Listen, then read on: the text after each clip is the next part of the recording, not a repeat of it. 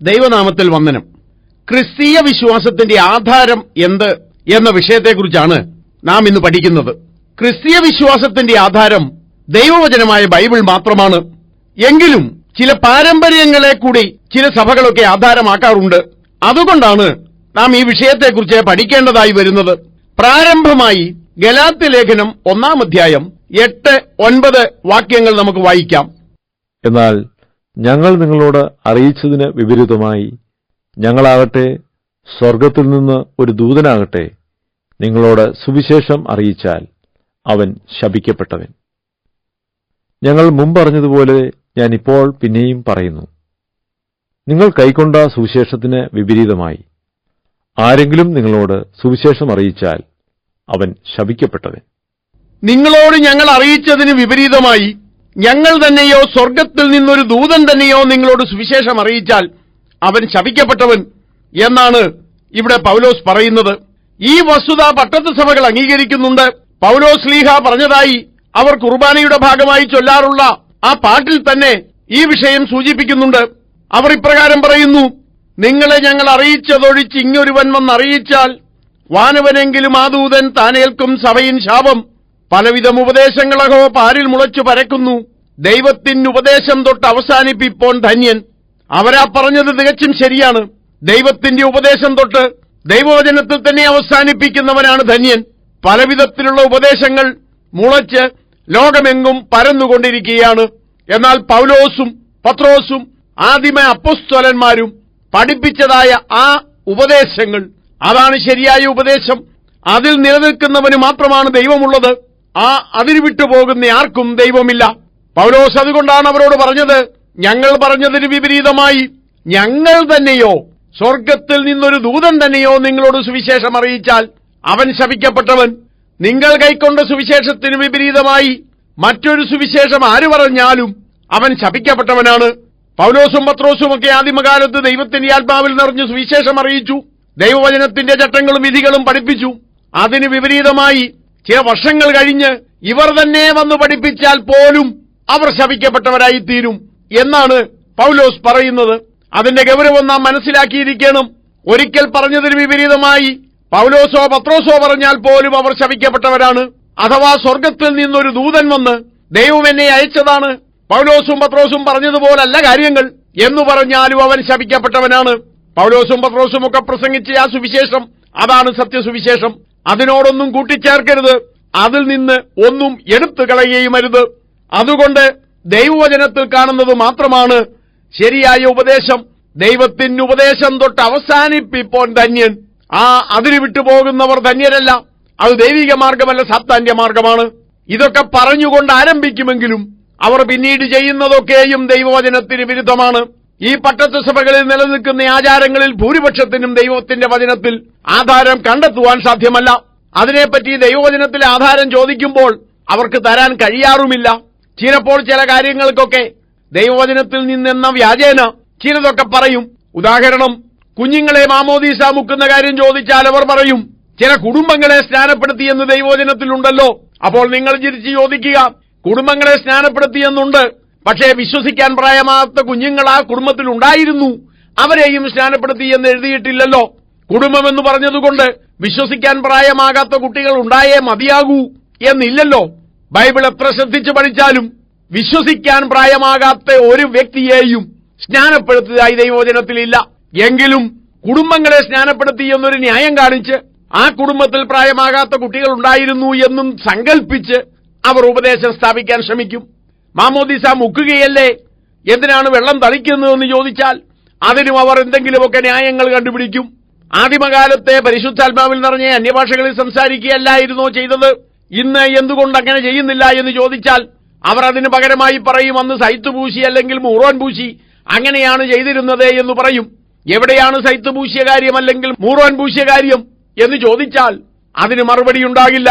ബൈബിളിൽ അത് എഴുതിയിട്ടില്ല, ബൈബിൾ അപൂർണമാണെന്നൊക്കെ പറഞ്ഞു കളയും. പുതിയ നിയമത്തിൽ ഒരു സ്ഥലത്ത് പോലും സൈത്ത് പൂശിയതോ മൂറോൻ പൂശിയതോ നാം കാണുന്നില്ല എന്ന വസ്തുത നാം മറന്നുപോകരുത്. ഇത് ദുരുപദേശമാണ്. പട്ടത്ത് സഭകൾ പഠിപ്പിക്കുന്ന ഏത് കൂദാശ നോക്കിയാലും അത് ദുരുപദേശമാണ്. പട്ടത്ത് സഭകളിൽ നിലനിൽക്കുന്ന നൂറുകണക്കിന് ദുരാചാരങ്ങളുണ്ട്. ഇവയ്ക്കൊന്നിനും തന്നെ ദൈവവചനത്തിൽ ആധാരം കണ്ടെത്തുവാൻ കഴിയുകയില്ല. അതുകൊണ്ട് അവർ പറയും അത് പാരമ്പര്യമാണ്, പാരമ്പര്യങ്ങളെ ദൈവം അംഗീകരിച്ചിട്ടുള്ളതാണ്. പൗലോസൊക്കെ പറയുന്നുണ്ട്, ഞങ്ങൾ വാക്കിനാലോ പ്രവൃത്തിയാലോ എന്തുപദേശിച്ചു തന്നോ അതെല്ലൊക്കെ ചെയ്തോണമെന്ന്.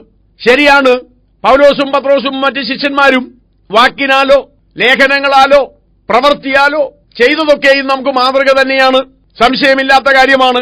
പക്ഷേ ഇവർ പറയുന്നതൊന്നും അവരാരും ചെയ്തിട്ടില്ല. അവരാരും തൈലം പൂശിയില്ല, അവരാരും മൂറോൻ തൈലം ഉണ്ടാക്കിയില്ല, അതുപോലെ ശിശുക്കളെ സ്നാനപ്പെടുത്തിയില്ല, തളിപ്പ് സ്നാനം നടത്തിയില്ല, ആരെയും കുമ്പസാരിപ്പിച്ചില്ല. സംശയമുള്ളവർ ബൈബിൾ നോക്കുക. പൗലോസിന്റെയോ പത്രോസിന്റെയോ അടുത്ത് വന്ന് ആരെങ്കിലും കുമ്പസാരിച്ചതായി നിങ്ങൾക്ക് കാണുവാൻ കഴിയുമോ? അതുപോലെ ആദിമസഭയിലെ ക്രിസ്ത്യാനികളിൽ ആരെങ്കിലും പെരുന്നാൾ ആഘോഷിച്ചിട്ടുണ്ടോ? ഇന്ന് കാണുന്ന പൗരോഹിത്യം അത് നിലവിലുണ്ടായിരുന്നോ?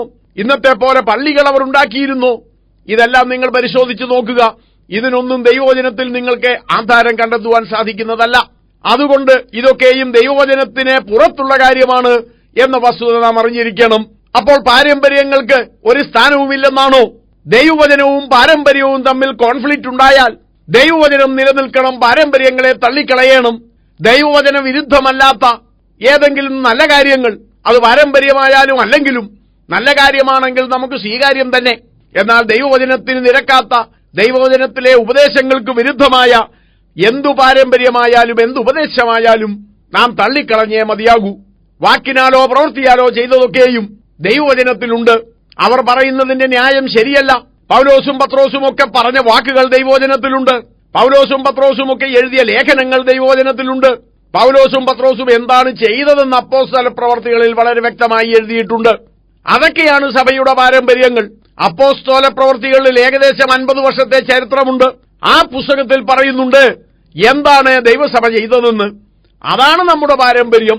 അപ്പോസ്തലന്മാർ ലോകമെമ്പാടും പോയി സുവിശേഷം അറിയിച്ചു, വിശ്വസിക്കുന്നവരെ സ്നാനപ്പെടുത്തി, സ്നാനപ്പെട്ടവർ ചേർന്ന് ആദിമ സഭകളുണ്ടായി. കൊരിന്തിലെ സഭ, ഗലാത്യയിലെ സഭ തുടങ്ങി സഭകളുണ്ടായി. ഈ സഭകളെല്ലാം കൂടെ ചേർന്ന് സംഘടനയുണ്ടായില്ല. ഈ സഭകൾ അതാത് സ്ഥലങ്ങളിൽ സ്വതന്ത്രങ്ങളായിരുന്നു. ആ സഭകളുടെ മേൽ അപ്പോസ്തലന്മാർ ഇന്ന് കാണുന്നത് പോലെയുള്ള അധികാരങ്ങളൊന്നും നടത്തിയില്ല. ദൈവം കൊടുത്ത അധികാരം ഉപയോഗിച്ച് അവരെ നേർവഴിക്ക് നടത്തി എന്നതിൽ കവിഞ്ഞ് അപ്പുറമായ ഒരധികാരവും അവർ പ്രയോഗിച്ചില്ല. അപ്പോസ്തലന്മാരാരും ഇന്നത്തെ കാണുന്ന രൂപത്തിലുള്ള ബിഷപ്പുമാരായില്ല, പോപ്പുമാരോ കർദിനാളന്മാരോ പാത്രിയാർക്കീസന്മാരോ ആയില്ല. ആ വിഷയങ്ങൾ നാം പിന്നാലെ പഠിക്കാൻ പോകുകയാണ്. അപ്പോൾ ഞാനത് വിശദീകരിക്കാം. എന്തൊക്കെ പറഞ്ഞാലും ദൈവവചനത്തിലില്ലാത്ത പാരമ്പര്യങ്ങൾ, ദൈവവചന വിരുദ്ധമായ പാരമ്പര്യങ്ങൾ നമുക്ക് സ്വീകാര്യമല്ല. ക്രൈസ്തവ സഭയിൽ പൗരോഹിത്യമില്ലാതിരിക്കെ പൗരോഹിത്യം പാരമ്പര്യമായി കിട്ടിയതാണെന്ന് പറഞ്ഞാൽ ആ പാരമ്പര്യത്തിന്റെ ഉറവിടം ദൈവവചനമല്ല. ദൈവവചനത്തിൽ അടിസ്ഥാനമില്ലാത്ത ഒരു പാരമ്പര്യവും നമുക്ക് സ്വീകാര്യമല്ല. പൗരോഹിത്യമുണ്ടാക്കി, ബിഷപ്പുമാരും മെത്രാപ്പോലീത്തമാരും ഒക്കെ ഉണ്ടായി, പാത്രിയാർക്കീസ് ഉണ്ടായി, മോളിൽ പോപ്പുണ്ടായി. ഇതൊക്കെ പാരമ്പര്യമാണെന്ന് സമ്മതിക്കുന്നു. പക്ഷേ ദൈവസഭയുടെ പാരമ്പര്യമല്ല, ജാതികളുടെ പാരമ്പര്യമാണ്. കുരിശിനെ വണങ്ങുന്നു, പാരമ്പര്യത്തിന്റെ ആധാരമാണ് അതിന് ചൂണ്ടിക്കാണിക്കുന്നത്. അപ്പോസ്തല പ്രവൃത്തികൾ ഒരു സ്ഥലത്ത് പോലും കുരിശിനെ വണങ്ങുന്ന കാര്യം പറയുന്നില്ല. ലേഖനങ്ങളിൽ അത് നാം കണ്ടെത്തുന്നില്ല. അതുകൊണ്ട് കുരിശിനെ വണങ്ങുന്ന പാരമ്പര്യമുണ്ടെന്നത് ശരി തന്നെ, പക്ഷേ അത് ദൈവവചനത്തിലുള്ള പാരമ്പര്യമല്ല, ദൈവസഭയുടെ പാരമ്പര്യമല്ല. വിഗ്രഹങ്ങൾ ഉണ്ടാക്കുകയോ വണങ്ങുകയോ ചെയ്യുന്ന പാരമ്പര്യം ദൈവവചനത്തിലില്ല. കന്യാമറിയത്തെ വണങ്ങുകയോ ആരാധിക്കുകയോ ഒക്കെ ചെയ്യുന്ന കാര്യം, അല്ലെങ്കിൽ മരിച്ചുപോയ വ്യക്തികളോട് പ്രാർത്ഥിക്കുന്ന വിഷയം, മരിച്ചവരോട് പ്രാർത്ഥിക്കുന്നതായ പാരമ്പര്യം, ഇതൊക്കെയും പാരമ്പര്യങ്ങൾ ഉണ്ടാകാം. 2000-ഓ 3000-ഓ വർഷം നീളുന്ന പാരമ്പര്യമുണ്ടായിരിക്കാം. പക്ഷേ ഈ പാരമ്പര്യങ്ങളൊന്നും തന്നെ ദൈവസഭയുടെ പാരമ്പര്യമല്ല, ജാതീയ പാരമ്പര്യമാണ്. ദൈവസഭയിൽ ആരും മരിച്ചുപോയ വ്യക്തിക്ക് വേണ്ടി പ്രാർത്ഥിച്ചിട്ടില്ല, മരിച്ചവരോട് പ്രാർത്ഥിച്ചതായി കാണുന്നില്ല. വിശുദ്ധനായാലും അശുദ്ധനായാലും മരിച്ചതിന് ശേഷം ആ വ്യക്തിയോട് പ്രാർത്ഥിച്ചതായി ദൈവവചനത്തിൽ കാണുന്നില്ല. അതുകൊണ്ട് ഈ പറയുന്ന ഒരു പാരമ്പര്യത്തിനും ദൈവവചനത്തിൽ ആധാരമില്ല. മാത്രമല്ല ദൈവവചനത്തിന്റെ പഠിപ്പിക്കലുകൾക്ക് വിരുദ്ധമാണ് ഈ പാരമ്പര്യങ്ങളെന്നും നാം അറിഞ്ഞിരിക്കണം. അതുകൊണ്ട് പാരമ്പര്യങ്ങളോ ദൈവവചനമോ ഏതാണ് നാം സ്വീകരിക്കേണ്ടത്? തീർച്ചയായും ദൈവവചനമാണ് സ്വീകരിക്കേണ്ടത്. ദൈവവചന വിരുദ്ധമല്ലാത്ത പാരമ്പര്യങ്ങൾ അതേ നമുക്ക് ഗുണം ചെയ്യുമെങ്കിൽ, ദൈവസഭയ്ക്ക് ഗുണം ചെയ്യുമെങ്കിൽ സ്വീകരിക്കുന്നതിന് വിരോധമില്ല. പക്ഷേ ശിശുക്കളെ സ്നാനപ്പെടുത്തുന്ന പാരമ്പര്യം ദൈവവചനത്തിന്റെ പഠിപ്പിക്കലിനെതിരാണ്. പരിശുദ്ധാത്മാവിന് പകരം മൂറോൻ പൂശുന്ന കാര്യം ദൈവവചനത്തിനെതിരാണ്. എല്ലാവരും പുരോഹിതരായിരിക്കെ വിശേഷിച്ച് പുരോഹിതരുണ്ടാകുകയും അതിനുമേൽ ബിഷപ്പും മെത്രാപ്പോലിത്തായും പാത്രിയാർക്കീസും ഒക്കെ ഉണ്ടാകുകയും ചെയ്യുന്നതും ദൈവവചനത്തിനെതിരാണ്. അതിനോടനുബന്ധിച്ചുള്ള വേഷഭൂഷാദികളും ആചാരങ്ങളും അനുഷ്ഠാനങ്ങളും അതെല്ലാം ദൈവവചനത്തിനെതിരാണ്. എത്രമാത്രം പാരമ്പര്യമുണ്ടെങ്കിലും ദൈവവചനത്തിനെതിരായ, ദൈവവചനത്തിന് വിരുദ്ധമായ, ദൈവവചനത്തിന്റെ പരിധിക്ക് പുറത്തുള്ള ഈ പാരമ്പര്യങ്ങൾ നമുക്ക് സ്വീകരിക്കാൻ സാധ്യമല്ല. മറ്റൊരു സംശയമുണ്ടാകുന്നത്, പലരും പറയും സഭയാണ് വലുത്, ബൈബിൾ പിന്നീടുണ്ടായതാണ്, അതുകൊണ്ട് ബൈബിളിലുള്ളത് അനുസരിച്ചേ മതിയാകൂ എന്നില്ല. കാരണം ബൈബിൾ ഉണ്ടാക്കിയത് സഭയാണ്, അതിനെ മാറ്റാനുള്ള അധികാരവും സഭയ്ക്കുണ്ട്. ആദ്യമായി ഞാൻ ചോദിക്കട്ടെ, ഈ സഭ എന്ന് പറയുന്നത് കൊണ്ട് നിങ്ങൾ എന്താണ് അർത്ഥമാക്കുന്നത്? കത്തോലിക്കരോട് ചോദിച്ചാൽ അവരുടേതാണ് സഭയെന്ന് അവർ പറയും. ഓർത്തഡോക്സുകാരോട് ചോദിച്ചാൽ അവരുടേതാണ് സഭയെന്ന് പറയും. യാക്കോബക്കാര് അവരുടെ സഭയാണ് യഥാർത്ഥ സഭയെന്ന് പറയും. കേരളത്തിലെ മർത്തോമാക്കാരോട് ചോദിച്ചാൽ മർത്തോമ സഭയാണ് യഥാർത്ഥ സഭയെന്ന് പറയും. പെന്തക്കോസുകാർ പറയും അവരുടെ സഭയാണ് യഥാർത്ഥ ദൈവസഭ. അപ്പോൾ ഇതിൽ ഏത് സഭയ്ക്കാണ് ബൈബിൾ മാറ്റാനും മറിക്കാനും അധികാരം? ഓരോരുത്തരും അവരുടെ ഇഷ്ടപ്രകാരം ബൈബിൾ മാറ്റുകയും മറിക്കുകയും ചെയ്തുകൊണ്ടിരുന്നാൽ ബൈബിളിന്റെ ഗതി എന്താകും? വല്ല നിവൃത്തിയുമുണ്ടെങ്കിൽ കത്തോലിക്കർ ബൈബിളിൽ അല്പം മാറ്റം വരുത്തുമായിരുന്നു. മാറ്റം വരുത്തിയാൽ മാർപ്പാപ്പ ദൈവദാസനാണെന്ന് തെളിയിക്കാൻ കഴിയുമായിരുന്നു. കന്യമറിയത്തെ ദൈവമാതാവായി ആരാധിക്കുന്നത് ശരിയാണ് എന്ന് തെളിയിക്കാനും ബൈബിളിൽ മാറ്റം വരുത്തിയാൽ കഴിയുന്നതാണ്. അതുപോലെ കത്തോലിക്ക സഭയിൽ നിലനിൽക്കുന്ന എല്ലാ ദുരാചാരങ്ങളും ശരിയാണെന്ന് തെളിയിക്കാൻ ബൈബിളിൽ മാറ്റം വരുത്തിയാൽ മതിയാകും. ഓർത്തഡോക്സുകാരാണെങ്കിൽ അവർ ചെയ്യുന്ന ഓരോ ദുരാചാരങ്ങളും അത് ദൈവവചനത്തിലുള്ളതാണ് എന്ന് തെളിയിക്കുവാൻ വേണ്ടി വേണമെങ്കിൽ ബൈബിളിൽ മാറ്റം വരുത്തുമായിരുന്നു. മർത്തോമക്കാരോ ഇവാഞ്ചലിക്കാരോ മാറ്റം വരുത്തിയാലും അവരുടെ കാര്യങ്ങളൊക്കെ ശരിയാണെന്ന് വേണമെങ്കിൽ തെളിയിക്കാൻ പറ്റും.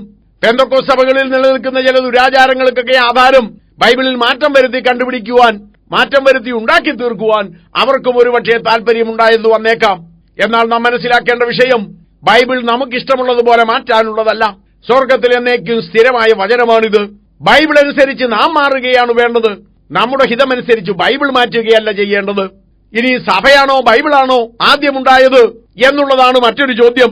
ലൂക്കോസിന്റെ സുവിശേഷം 1-ാം അധ്യായം 1 മുതൽ 4 വരെയുള്ള വാക്യങ്ങൾ ശ്രദ്ധിക്കുക.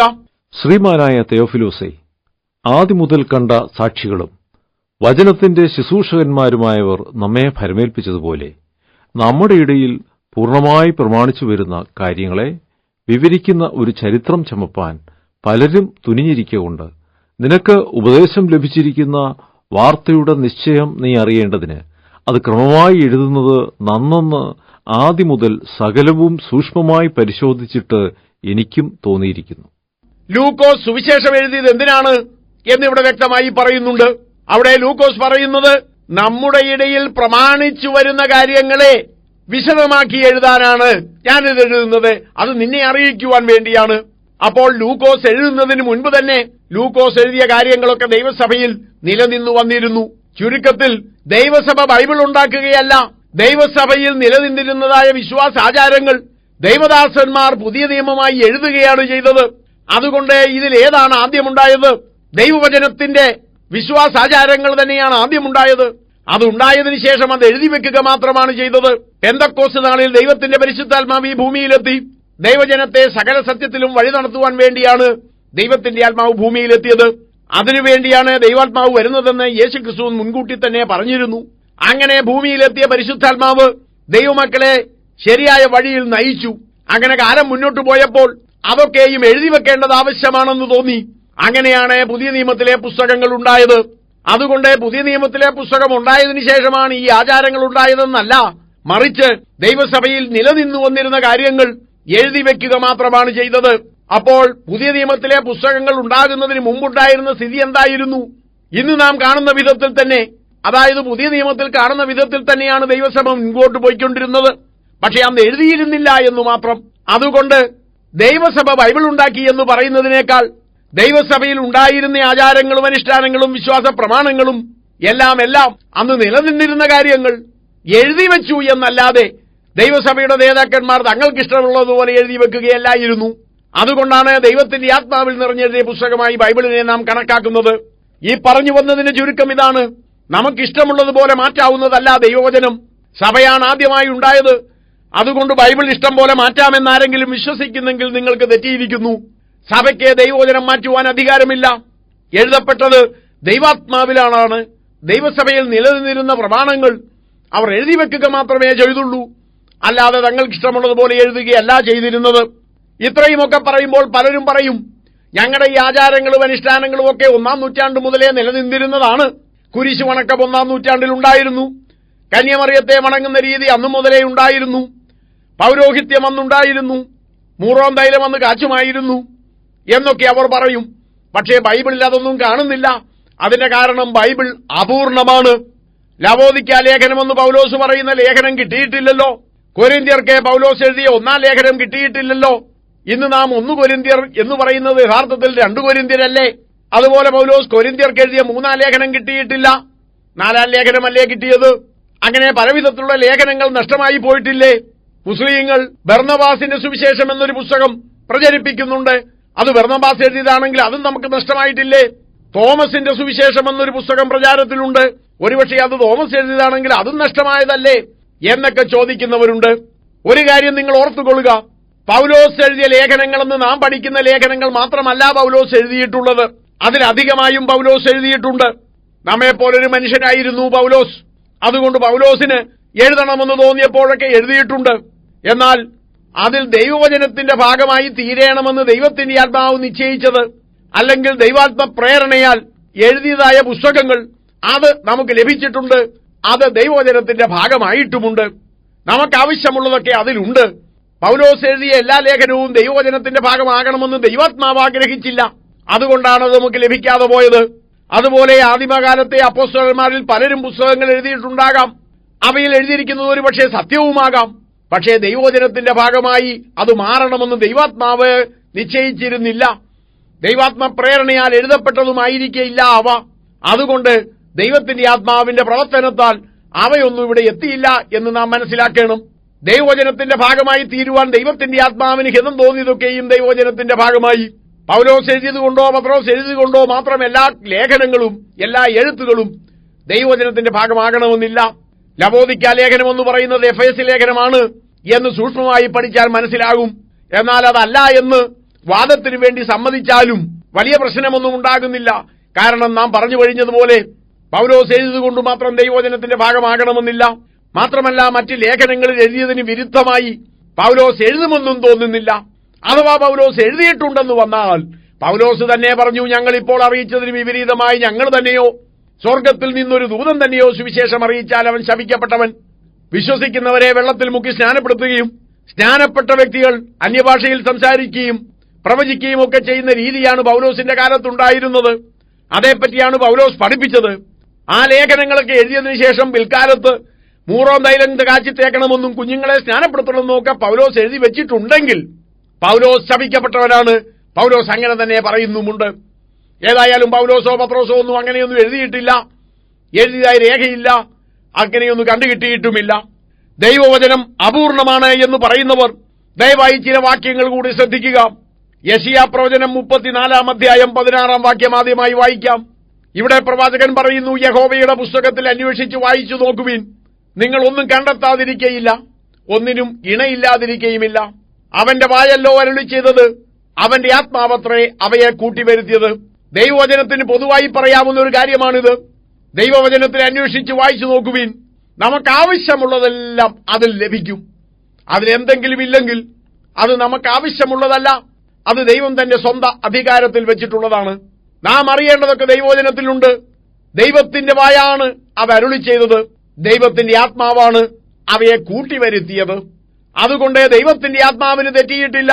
ദൈവവചനം അപൂർണമാണെന്ന് പറയുന്നവർ നിങ്ങൾ ദൈവത്തെ പരിഹസിക്കുകയാണ് ചെയ്യുന്നത്. ദൈവത്തിന്റെ ആത്മാവിന് തെറ്റുപറ്റുമോ?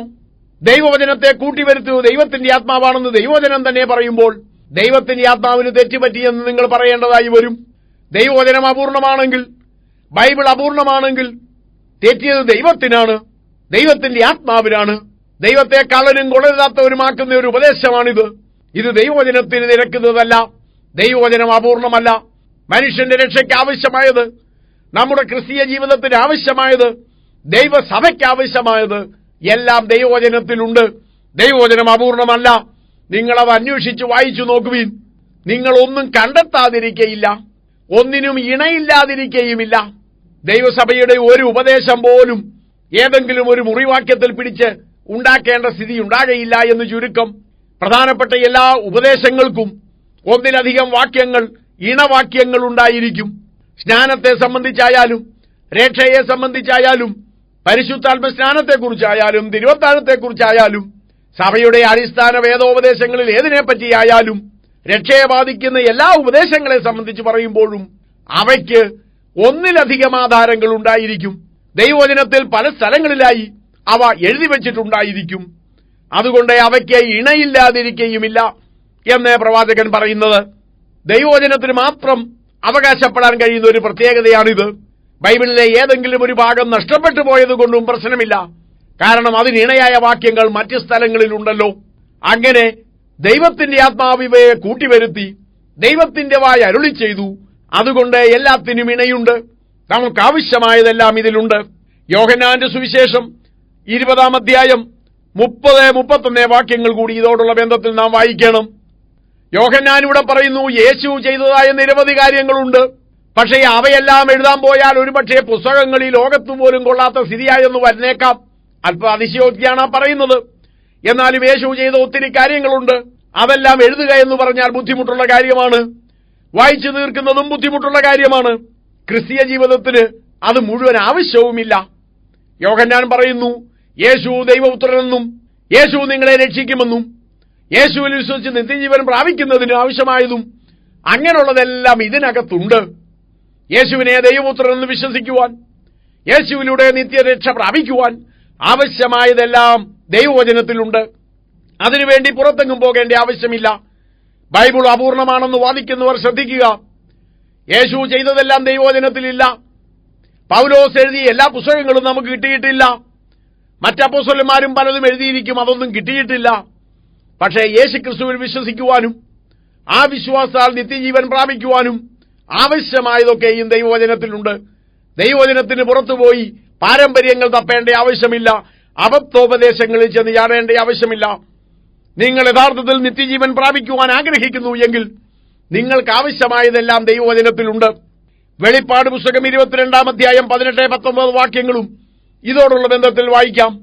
വെളിപ്പാട് പുസ്തകത്തെക്കുറിച്ചാണ് ഇത് പറയുന്നതെങ്കിലും ബൈബിളിലെ അവസാനത്തെ പുസ്തകം എന്ന നിലയ്ക്ക് ഇത് മുഴുവൻ ബൈബിളിനെ കുറിച്ചാണ് പറയുന്നത്. ഇവിടെ പറയുന്നത് ഇപ്രകാരമാണ്: ഈ പുസ്തകത്തോട് ആരെങ്കിലും ചേർത്താൽ അവർക്ക് ദൈവം ബാധയയക്കും.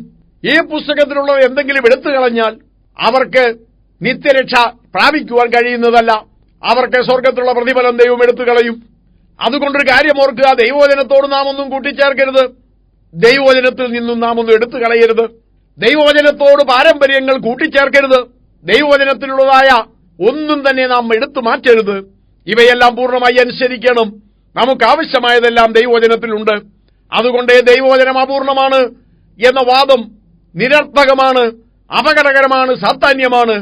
ക്രിസ്ത്യാനിക്ക് ആവശ്യമായതെല്ലാം, ക്രിസ്തീയ ജീവിതത്തിന് ആവശ്യമായതെല്ലാം ദൈവവചനമായ ബൈബിളിൽ നമുക്ക് കാണുവാൻ കഴിയും. ബൈബിളിൽ എത്ര പുസ്തകമുണ്ട് എന്നതിനെ സംബന്ധിച്ചും പലപ്പോഴും തർക്കമുണ്ടാകാറുണ്ട്. പഴയ നിയമത്തിൽ 39 പുസ്തകങ്ങൾ, പുതിയ നിയമത്തിൽ 27 പുസ്തകങ്ങൾ, അങ്ങനെ 66 പുസ്തകങ്ങളുള്ള ബൈബിളാണ് ഭൂരിപക്ഷം ആളുകളും വിശ്വസിക്കുന്നത്. എന്നാൽ പട്ടത്ത സഭകളിൽ ചിലതില് അങ്ങനെയല്ല. അവർക്ക് അപ്പോക്രിഫ എന്ന പേരിൽ അറിയപ്പെടുന്ന കുറെ പുസ്തകങ്ങൾ കൂടിയുണ്ട്. എല്ലാ ക്രൈസ്തവ വിഭാഗങ്ങളും 27 പുസ്തകങ്ങൾ അടങ്ങിയ പുതിയ നിയമത്തിൽ വിശ്വസിക്കുന്നു. അതേപ്പറ്റി തർക്കമില്ല. എന്നാൽ തർക്കമുള്ളത് പഴയ നിയമത്തിൽ എത്ര പുസ്തകമുണ്ട് എന്നതിനെ സംബന്ധിച്ചാണ്. പഴയ നിയമത്തിൽ 39 പുസ്തകമല്ല, അതോടൊപ്പം ചില പുസ്തകങ്ങൾക്ക് ചില ഭാഗങ്ങളും സ്വതന്ത്രമായ മറ്റു കുറെ പുസ്തകങ്ങളുമുണ്ട്. എല്ലാം കൂടെ ചേർത്ത് 73 എണ്ണമുണ്ട് എന്നവർ പറയുന്നു. എന്നാൽ ഈ അപ്പോക്രിഫ എന്ന് പറയുന്ന ഭാഗം ദൈവവചനത്തിന്റെ ഭാഗമല്ലെന്ന് മനസ്സിലാക്കുവാൻ വലിയ ബുദ്ധിമുട്ടൊന്നുമില്ല. പുതിയ നിയമം എന്താണെന്ന് തർക്കമില്ലല്ലോ. പിന്നുള്ളത് പഴയ നിയമത്തെക്കുറിച്ചാണെന്ന് ഞാൻ പറഞ്ഞു കഴിഞ്ഞു. യഹൂദന്മാർ ഏതാണ് ഉപയോഗിച്ചിരുന്നത്, അല്ലെ കർത്താവായ യേശുക്രിസ്തുവും ശിഷ്യന്മാരും ഏതാണ് ഉപയോഗിച്ചിരുന്നത്? കർത്താവും ശിഷ്യന്മാരും ഉപയോഗിച്ചിരുന്നതായ ആ പഴയ നിയമത്തിൽ ഇന്ന് നാം പറയുന്ന 39 പുസ്തകങ്ങൾ മാത്രമേ ഉണ്ടായിരുന്നുള്ളൂ.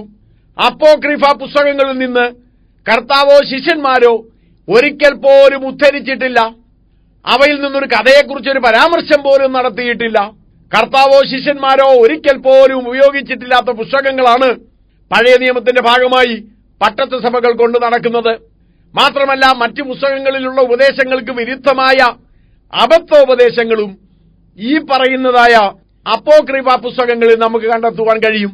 ഉദാഹരണമായി, മീനിന്റെ കുടലും തലയും ചെതുമ്പലും എല്ലാം കൂടിയിട്ട് പുകച്ചാൽ ആ പുകയേറ്റാൽ ഭൂതമോടിപ്പോകും എന്ന് എഴുതി വച്ചിരിക്കുന്നു അപ്പോക്രിഫ പുസ്തകത്തിൽ. അതിലെത്രത്തോളം സത്യമുണ്ട്? മീനിന്റെ കുടലും ഒക്കെ പുകച്ചാൽ എങ്ങനെയാണ് ആ പുകയുടെ മണം വരുമ്പോൾ എങ്ങനെയാണ് ആ ഭൂതം ഓടുക? അങ്ങനെയാണെങ്കിൽ കർത്താവായ യേശു ക്രിസ്തു ഭൂതങ്ങളെ അങ്ങനെ അങ്ങ് പുറത്താക്കുമായിരുന്നല്ലോ. കർത്താവായ യേശുവിന്റെ കാലത്ത് എത്രയോ ഭൂതങ്ങൾ ഉണ്ടായിരുന്നു. കർത്താവോ ശിഷ്യന്മാരോ സാധാരണ യഹൂദന്മാരോ ആരും തന്നെ മീനിന്റെ കുടലും ചെതുമ്പലും ഒക്കെ ഇട്ട് പുകച്ച് ഭൂതത്തെ ഓടിച്ചതായി നാം കാണുന്നില്ല. അങ്ങനെയൊരു കാര്യം ദൈവവചനത്തിൽ ഒരിടത്തും നാം കാണുന്നില്ല. അവർ എന്റെ നാമത്തിൽ ഭൂതങ്ങളെ പുറത്താക്കുമെന്നാണ് കർത്താവ് പറയുന്നത്. പോകട്ടെ, അപ്പോക്രിഫ പുസ്തകങ്ങൾ വിശ്വസിക്കുന്നവർ പോലും ഭൂതബാധയുള്ളിടത്ത് മീനിന്റെ കുടൽ കൊണ്ടിട്ട് പുകയ്ക്കുകയല്ല ചെയ്യുന്നത്. അപ്പോൾ അബദ്ധമാണത് എന്ന് മനസ്സിലാക്കുവാൻ കഴിയും. അതുപോലെ തന്നെയാണ് മരിച്ചവർക്ക് വേണ്ടിയുള്ള പ്രാർത്ഥന. ഒരിക്കൽ മരിക്കുകയും പിന്നെ ന്യായവിധിയും സകല മനുഷ്യർക്കും നിയമിച്ചിരിക്കുന്നു എന്ന് ദൈവവചനം വ്യക്തമാക്കിയിരിക്കുമ്പോൾ അവനവൻ ശരീരത്തിലിരിക്കുമ്പോൾ ചെയ്തത് നല്ലതാകിലും തീയതാകിലും അതിന് തക്കവണ്ണം പ്രാപിക്കേണ്ടതിന് നാമെല്ലാം ക്രിസ്തുവിന്റെ ന്യായാസനത്തിന്റെ മുമ്പിൽ വെളിപ്പെടേണ്ടതാകുന്നു എന്നും പറഞ്ഞിരിക്കെ മരിച്ചുപോയ ഒരു വ്യക്തിക്ക് വേണ്ടി പ്രാർത്ഥിച്ചാൽ ഫലം കിട്ടുമെന്ന് അപ്പോക്രിഫ പറഞ്ഞാൽ നാം വിശ്വസിക്കുമോ? വിശ്വസിക്കേണ്ട ആവശ്യമുണ്ടോ? ദൈവവചനത്തിന്റെ ഉപദേശങ്ങൾക്ക്, അടിസ്ഥാന വിശ്വാസ പ്രമാണങ്ങൾക്ക് വിരുദ്ധമായ ചില ഉപദേശങ്ങൾ ഉൾക്കൊള്ളുന്ന പുസ്തകമാണ് അപ്പോക്രിഫ. അവ കുറെ കെട്ടുകഥകളും അല്പമൊക്കെ ചരിത്രവും കുറെ സാരോപദേശങ്ങളും നിറഞ്ഞ പുസ്തകങ്ങൾ എന്നതിൽ കവിഞ്ഞ് ഒരു പ്രാധാന്യവും അവയ്ക്കില്ല. അപ്പോക്രിഫ പുസ്തകങ്ങളിൽ കുറെ ചരിത്രമുണ്ട്, അത് നമുക്ക് സ്വീകരിക്കാം. കാരണം ചരിത്രം അത് ആരെഴുതി വെച്ചതായാലും ചരിത്രം സത്യമാണെങ്കിൽ അത് സ്വീകരിക്കാമല്ലോ. കുറെ സാരോപദേശങ്ങളുണ്ട്. സാരോപദേശങ്ങൾ നല്ല കാര്യമാണ്. നമ്മുടെ നാട്ടിലുള്ള പഴഞ്ചൊല്ലു പോലും നാം സ്വീകരിക്കാറുണ്ടല്ലോ. പക്ഷെ ഇതൊന്നും ആത്മീയ രംഗത്തല്ല സ്വീകരിക്കേണ്ടത്. മനുഷ്യരെന്ന നിലയ്ക്ക് സാരോപദേശങ്ങൾ സ്വീകരിക്കാം. സാധാരണ മനുഷ്യരെന്ന നിലയ്ക്ക് നമുക്ക് ചരിത്രങ്ങൾ സ്വീകരിക്കാം. പക്ഷേ നമ്മുടെ വിശ്വാസ പ്രമാണങ്ങൾ നിലനിൽക്കേണ്ടത് ദൈവവചനമായ ബൈബിളിൽ അധിഷ്ഠിതമായിട്ടാണ്, കെട്ടുകഥകൾ നിറഞ്ഞ അപ്പോക്രിഫയിൽ അധിഷ്ഠിതമായിട്ടല്ല. അതുകൊണ്ട് കർത്താവോ ശിഷ്യന്മാരോ ആദിമ സഭയോ ഉപയോഗിച്ചിട്ടില്ലാത്ത അപ്പോക്രിഫ പുസ്തകങ്ങൾ ദൈവസഭയ്ക്ക് സ്വീകാര്യമല്ല.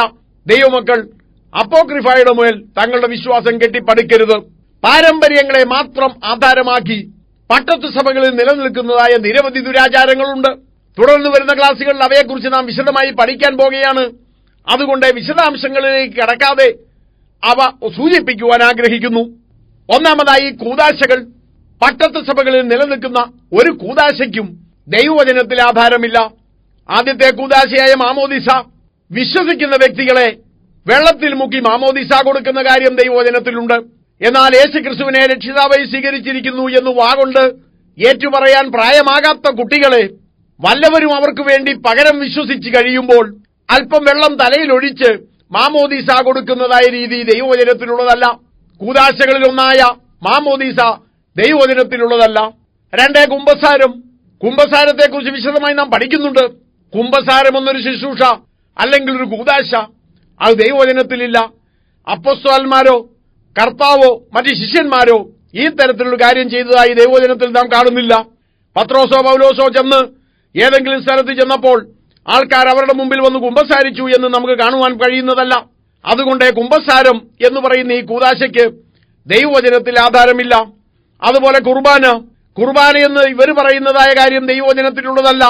കർത്താവായ യേശുവിനെ കാണിച്ചു കൊടുത്ത രാത്രിയിൽ കർത്താവ് ഒരപ്പമെടുത്ത് വാഴ്ത്തുകയും നുറുക്കുകയും തന്റെ ശിഷ്യന്മാർക്ക് കൊടുക്കുകയും ചെയ്തു. അതിനുശേഷം പാനപാത്രം എടുത്ത് ഇത് നിങ്ങൾക്ക് വേണ്ടി ചൊരിയുന്ന പുതിയ നിയമത്തിന്റെ എന്റെ രക്തം എന്ന് പറഞ്ഞുകൊണ്ട് അവർക്ക് കൊടുത്തിട്ടുണ്ട്.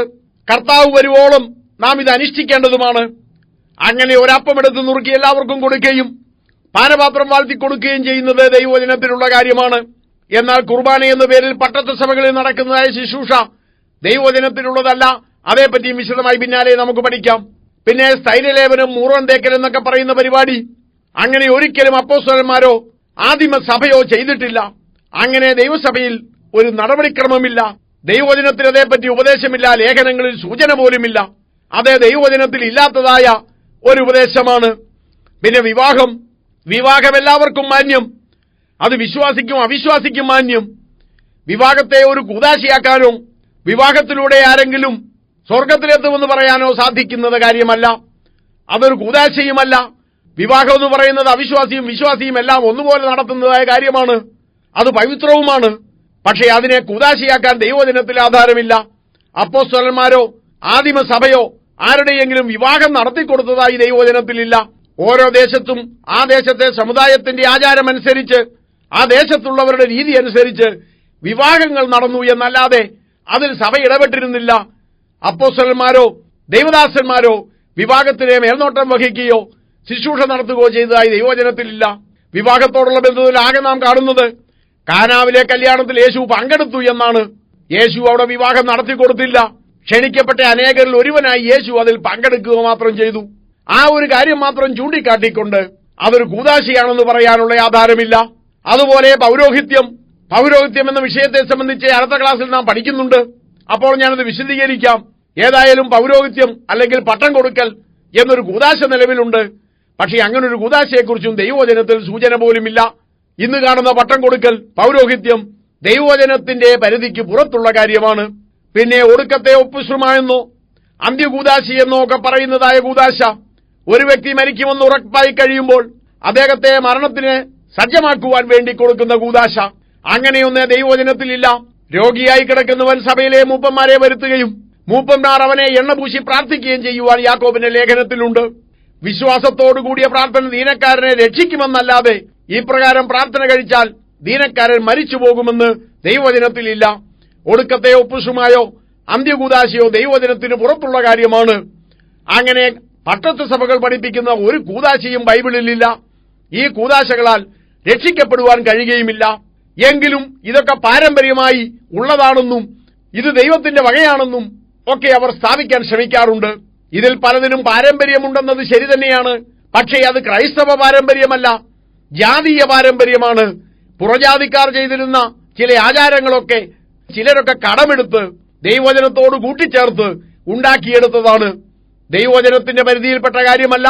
യഥാർത്ഥ ദൈവസഭയ്ക്ക് ഈ വിധത്തിലുള്ള ഒരു കൂദാശകളുമില്ല. മറ്റൊന്ന് കുരിശുവണക്കമാണ്. കുരിശുവണക്കമെന്ന് പറയുന്ന ഒരു പരിപാടി ദൈവവചനത്തിലുള്ള കാര്യമല്ല. തുടർന്ന് വരുന്ന ക്ലാസ്സിൽ വിഗ്രഹാരാധനയും പുണ്യവാളന്മാരുള്ള പ്രാർത്ഥനയുമൊക്കെ നാം പഠനവിധേയമാക്കുമ്പോൾ ഈ വിഷയത്തെക്കുറിച്ച് ഞാൻ വിശദീകരിച്ച് പറയാം. കുരിശ് ഒരിക്കലും ദൈവസഭയുടെ ഭാഗമായിരുന്നില്ല. യേശുവിനെ ക്രൂശിൽ തറച്ചു എന്നത് വസ്തുതയാണ്. പക്ഷേ ആദിമ ക്രിസ്ത്യാനികൾ ആരും തന്നെ ക്രൂശിനെ വണങ്ങിയിരുന്നില്ല. ക്രൂശിന് വിശേഷിച്ചൊരു സ്ഥാനവും അവർ കൊടുത്തിരുന്നില്ല. എന്നാൽ സഭയുണ്ടാകുന്നതിന് മുമ്പ് തന്നെ കുരിശിനെ വണങ്ങുന്ന രീതി നിലനിന്നിരുന്നു. അത് പുറജാതികളുടെ ഇടയിലാണ്. പാഗൺ മതക്കാർ കൂട്ടമായി ക്രിസ്ത്യാനികളായപ്പോൾ തങ്ങളുടെ കൈവശമുള്ള കുരിശുമായി അവർ കടന്നു വന്നതാണ്. അങ്ങനെയാണ് ദൈവസഭയിൽ കുരിശെത്തിച്ചേർന്നത്. ദൈവസഭയുമായി ദൈവവചനവുമായി ബന്ധമില്ലാത്ത കാര്യമാണ് ഈ കുരിശ്. വിശദമായി പിന്നാലെ നമുക്ക് പഠിക്കാം. ഞായറാഴ്ച ആരാധനയ്ക്കും ദൈവവചനത്തിൽ യാതൊരു സ്ഥാനവുമില്ല. ശബതെന്ന് പറയുന്നത് ശനിയാഴ്ചയാണ്. അന്ന് ഒരു വേലയും ചെയ്യുവാൻ പാടില്ല എന്ന് കൽപ്പനയുണ്ടായിരുന്നു. അത് പഴയ നിയമത്തിന്റെ 10 കൽപ്പനയുടെ ഭാഗമായിരുന്നു. കർത്താവായ യേശുക്രിസ്തു ക്രൂശിൽ മരിച്ചതോടുകൂടി പഴയ നിയമം നീക്കപ്പെട്ടു. ആ വിഷയം 2ാമത്തെ CD-യിൽ നാം വിശദമായി ചർച്ച ചെയ്തിട്ടുള്ളതാണ്, പഠിച്ചിട്ടുള്ളതാണ്. ന്യായപ്രമാണം 10 കൽപ്പനയുൾപ്പെടെയുള്ള ന്യായപ്രമാണം അവ നീക്കപ്പെട്ടു കഴിഞ്ഞു. അതുകൊണ്ട് ശബത് ഇനി നാം ആചരിക്കേണ്ടതില്ല. ചിലർ പറയുന്നത് ശബത് ഇപ്പോൾ ഞായറാഴ്ചയാണെന്നാണ്. ഒന്നാമതായി ശബത് ആചരിക്കേണ്ട കാര്യമില്ല. 2, ശനിയാഴ്ച ശബത് ഞായറാഴ്ച ശബതാക്കി മാറ്റി എന്ന് ദൈവവചനത്തിൽ ഒരിടത്തും പറയുന്നില്ല. ശനിയാഴ്ചയ്ക്ക് തുല്യമായി ഞായറാഴ്ചയെ മാറ്റിയ സംഭവം അല്ലെങ്കിൽ അങ്ങനൊരു കൽപ്പന അതേപ്പറ്റി ബൈബിളിൽ സൂചന പോലുമില്ല എന്നോർത്തുകൊള്ളുക. അതുകൊണ്ട് ഞായറാഴ്ച ആരാധനയ്ക്ക് ദൈവവചനത്തിൽ യാതൊരു ആധാരവുമില്ല. ഞായറാഴ്ചയ്ക്ക് മറ്റ് ദിവസങ്ങളെക്കാൾ പ്രത്യേകതകളൊന്നും തന്നെയില്ല. ഞായറാഴ്ച ആരാധന, ഞായറാഴ്ച ആചരണം അത് ദൈവവചനത്തിന് പുറത്തുള്ള കാര്യമാണ്. ഇന്ന് നാം കാണുന്നത് പോലെ പള്ളികൾ ദൈവവചനത്തിലുള്ളതല്ല. ആദിമസഭയ്ക്ക് പള്ളികളില്ലായിരുന്നു. പലരും പറയാറുണ്ട് തോമാസ് ലീഗ കേരളത്തിൽ വന്നിട്ട് 7.5 പള്ളികൾ സ്ഥാപിച്ചു എന്ന്. തോമാസ് ലീഗ കേരളത്തിൽ വന്നോ ഇല്ലയോ എന്ന വിഷയം തുടർന്നൊരു ക്ലാസ്സിൽ നാം പഠനവിധേയമാക്കുന്നുണ്ട്. അപ്പോൾ വിശദാംശങ്ങളിലേക്ക് കടക്കാം. എങ്കിലും സാന്ദർഭികമായി പറയട്ടെ, പള്ളി പണിയുന്ന പരിപാടി ദൈവസഭയുടെ ഭാഗമല്ല. തോമാസ് ലീഗ കേരളത്തിൽ വന്നാലും വന്നില്ലെങ്കിലും ഇവിടെ ആ കാലത്തെ ആരും പള്ളി പണിതിട്ടില്ല. തോമാസ് ലീഗയോ മറ്റ് ശിഷ്യന്മാരോ പള്ളി പണിയുന്ന രീതിയുമില്ലായിരുന്നു. അതൊക്കെ പിൽക്കാലത്ത് കടന്നു വന്നതാണ്. ആദിമ ക്രിസ്ത്യാനികൾ വീടുകളിലോ മാളികമുറിയിലോ ഗുഹകളിലോ ഒക്കെയാണ് ദൈവത്തെ ആരാധിച്ചിരുന്നത്. ആരാധിക്കുന്ന സ്ഥലത്തിന് എന്തെങ്കിലും വിശേഷതയുള്ളതായി ആദിമ ക്രിസ്ത്യാനികൾ വിശ്വസിച്ചിരുന്നതേയില്ല. ഇതൊക്കെ പാരമ്പര്യങ്ങളിൽ മാത്രം അധിഷ്ഠിതമായ ദുരാചാരങ്ങളാണ് എന്നോർത്തുകൊള്ളുക. അതുപോലെയാണ് ഇന്ന് ക്രൈസ്തവ സഭകളിൽ നിലനിൽക്കുന്ന പെരുന്നാളുകൾ. സാധാരണഗതിയിലുള്ള പള്ളി പെരുന്നാളുകളുണ്ട്. പുണ്യവാളന്മാരോടുള്ള ബന്ധത്തിൽ നടത്തുന്ന തിരുനാളുകളുണ്ട്. കൂടാതെ ക്രിസ്മസ്, ഈസ്റ്റർ പോലുള്ള ദിവസങ്ങൾ ഇതൊന്നും തന്നെ ദൈവവചനത്തിലുള്ള കാര്യമല്ല. ആദിമ ക്രിസ്ത്യാനികൾ ഒരു വിധത്തിലുള്ള ആഘോഷങ്ങളും ഒരു വിധത്തിലുള്ള പെരുന്നാളുകളും ആചരിച്ചിരുന്നില്ല, ആഘോഷിച്ചിരുന്നില്ല. യഹൂദന്മാർ പെസഹ പെരുന്നാളും കൂടാര പെരുന്നാളും ഒക്കെ ആഘോഷിക്കുന്ന രീതിയുണ്ടായിരുന്നു. എന്നാൽ ക്രിസ്ത്യാനികളായതിനു ശേഷം പെരുന്നാൾ, വാവേ, ശബത്ത് എന്നീ കാര്യത്തിൽ നിങ്ങളെ ആരും വിധിക്കരുത്, അവ വരുവാനിരുന്നവയുടെ നിഴലത്രേ എന്ന് പൗലോസ് പറയുന്നു. ആ രീതിയാണ് ദൈവസഭയിൽ ഉണ്ടായിരുന്നത്. പെരുന്നാളുകൾ, വാവുകൾ, ശബത്തുകൾ അതുപോലുള്ളതൊക്കെയും വരുവാനിരുന്നതിന്റെ നിഴലാണെന്നും അതൊന്നും നാം അനുഷ്ഠിക്കേണ്ടതില്ല എന്നും ദൈവസഭ പഠിപ്പിച്ചിരുന്നു. അതുകൊണ്ട് ആദിമ ക്രിസ്ത്യാനികൾ പെരുന്നാളുകൾ ആഘോഷിച്ചിരുന്നില്ല. യേശുവിന്റെ ജന്മതീയതിയാണ് എന്ന് പറഞ്ഞ് ക്രിസ്മസ് ആഘോഷിച്ചിരുന്നില്ല. യേശുവിന്റെ മരണമാണ് എന്ന് പറഞ്ഞുകൊണ്ട് ദുഃഖവെള്ളിയാഴ്ചയോ ഉയർപ്പാണെന്ന് പറഞ്ഞുകൊണ്ട് ഈസ്റ്ററോ ആഘോഷിച്ചിരുന്നില്ല. ഈസ്റ്റാർ ദേവിയുടെ ഉത്സവമാണ് ഈസ്റ്റർ. അതേ പാഗൻ മതം ദൈവസഭയുടെ ഭാഗമായി മാറിയപ്പോൾ അവർ കൊണ്ടുവന്നതാണ്. ഈസ്റ്ററിന് ദൈവസഭയുമായിട്ടല്ല ബന്ധം, ക്രിസ്തുവുമായിട്ടല്ല ബന്ധം, പാഗൻ മതത്തിലെ ഈസ്റ്റാർ ദേവിയുമായിട്ടാണ്. അതുപോലെ തന്നെ ക്രിസ്തുമസിന് യേശു ക്രിസ്തുവുമായി യാതൊരു ബന്ധവുമില്ല. ക്രിസ്മസ് എന്ന് പറയുന്നത് സൂര്യദേവന്റെ ജന്മദിവസമായി പാഗൻ മതക്കാർ ആഘോഷിച്ചിരുന്നതായ ദിവസമാണ്. അത് ആഘോഷിക്കുന്നവർ വാസ്തവത്തിൽ സൂര്യാരാധനയാണ് നടത്തുന്നത്. വിശദാംശങ്ങൾ പിന്നാലെ തുടർന്നുള്ള ക്ലാസുകളിൽ നമുക്ക് പഠിക്കാം. അങ്ങനെ പാരമ്പര്യങ്ങളെ മാത്രം ആശ്രയിച്ചു നിൽക്കുന്ന ഈ പെരുന്നാളുകളും ദൈവവചനത്തിന്റെ പുറത്തുള്ളതാണ്. പുണ്യവാളന്മാരെയും മറിയയും മറ്റും വണങ്ങുകയോ ആരാധിക്കുകയോ ഒക്കെ ചെയ്യുന്ന രീതി അതും ദൈവവചനത്തിലുള്ളതല്ല. ദൈവവചനം ശ്രദ്ധിച്ചു പഠിച്ചാൽ ജീവനോടെ ഇരുന്നവരോ മരിച്ചുപോയവരോ ആയ ഒരു പുണ്യാളനെയും ദൈവമക്കൾ വണങ്ങുകയോ ആരാധിക്കുകയോ ചെയ്തിട്ടില്ല. മരിച്ചുപോയ ഒരു വ്യക്തിക്ക് വേണ്ടിയും ദൈവമക്കൾ പ്രാർത്ഥിച്ചിട്ടില്ല. മരിച്ചുപോയ ഏതെങ്കിലും വ്യക്തികളോട് ദൈവമക്കൾ പ്രാർത്ഥിച്ചിട്ടില്ല. മാത്രമല്ല, കന്യാമറിയം എന്ന് വിളിക്കുന്ന യേശുവിന്റെ അമ്മയായ മറിയത്തിന് ഇന്ന് പട്ടത്ത് സഭകളിൽ കാണുന്നതായ യാതൊരുവിധ സ്ഥാനമാനങ്ങളും ദൈവസഭ കൊടുത്തിരുന്നില്ല എന്ന് നമുക്ക് കാണുവാൻ കഴിയും. കന്യാമറിയത്തെ നാം അവസാനമായി കാണുന്നത് പെന്തക്കോസ്ത് നാളിൽ പത്രോസും മറ്റ് ശിഷ്യന്മാരോടുമൊപ്പം 120 പേരോടുമൊപ്പം പരിശുദ്ധാത്മാവിനെ പ്രാപിക്കുവാൻ വേണ്ടി കാത്തിരിക്കുന്നതാണ്. അന്ന് പെന്തക്കോസ്ത് നാളിൽ പരിശുദ്ധാത്മാവിനെ പ്രാപിച്ച 120-ൽ ഒരാൾ മാത്രമാണ് കന്യാമറിയം. അതിനുശേഷം ഒരിക്കൽ പോലും കന്യാമറിയത്തെക്കുറിച്ച് പ്രത്യക്ഷമായോ പരോക്ഷമായോ സൂചന കാണുവാൻ കഴിയുന്നതല്ല. ഇന്ന് പട്ടത്ത് സഭകളിലുള്ളതായ ഒരു സ്ഥാനമാനവും കന്യാമറിയത്തിന് ദൈവസഭയിൽ ഇല്ലായിരുന്നു. ശ്ലീഹന്മാരുടെ രാജ്ഞിയാണെന്നോ ആകാശത്തിന്റെ രാജ്ഞിയാണെന്നോ പരിശുദ്ധാത്മാവിന്റെ മണവാട്ടിയാണെന്നോ ദൈവസഭ ഒരിക്കലും പഠിപ്പിച്ചിട്ടില്ല. ജാതികളുടെ ദേവിയായ സമീറാമീസാണ്, അല്ലെങ്കിൽ അവരുടെ ദേവിയായ മെഡോണയാണ് ഈ കന്യാമറിയത്തിന്റെ രൂപത്തിൽ ഇന്ന് പട്ടത്ത് സഭകളിൽ നിലനിൽക്കുന്നത് എന്നാണ് വസ്തുത. ആ വിഷയത്തെക്കുറിച്ച് നമുക്ക് പിന്നാലെ പഠിക്കാം. അങ്ങനെ നാം പഠിച്ചു വരുമ്പോൾ ഇന്ന് പട്ടത്ത് സഭകളിൽ നിലനിൽക്കുന്ന ഭൂരിപക്ഷം ആചാരങ്ങൾക്കും അനുഷ്ഠാനങ്ങൾക്കും വിശ്വാസ പ്രമാണങ്ങൾക്കും ദൈവവചനത്തിൽ ആധാരമില്ലെന്ന് കാണുവാൻ കഴിയും. ആരോട് ചോദിച്ചാലും ഇതൊക്കെയും അവർ പറയും, ഞങ്ങൾക്ക് ഈ ആചാരങ്ങൾക്കൊക്കെയും ദൈവവചനത്തിൽ ആധാരമുണ്ട് എന്നവർ പറഞ്ഞെന്ന് വരാം. അതിന് ആധാരമെന്ന നിലയിൽ ഇതുമായി വലിയ ബന്ധമൊന്നുമില്ലാത്ത ചില വാക്യങ്ങളൊക്കെ ചൂണ്ടിക്കാണിച്ചു എന്നും വന്നെന്ന് വരാം. അങ്ങനെ ബൈബിളിനെ ദുർവ്യാഖ്യാനം ചെയ്ത് ഇവയിൽ പലതിനും ദൈവവചനത്തിൽ ആധാരമുണ്ട് എന്ന് വരുത്തി തീർക്കാൻ അവർ ശ്രമിക്കാറുണ്ട്. സൂക്ഷിക്കുക, ഈ പറഞ്ഞ ഒരു ദുരാചാരത്തിനും ദൈവവചനത്തിൽ ആധാരമില്ല. കേവലം പാരമ്പര്യങ്ങൾ അതുമാത്രമാണ് ഇതിനൊക്കെയും ആധാരം.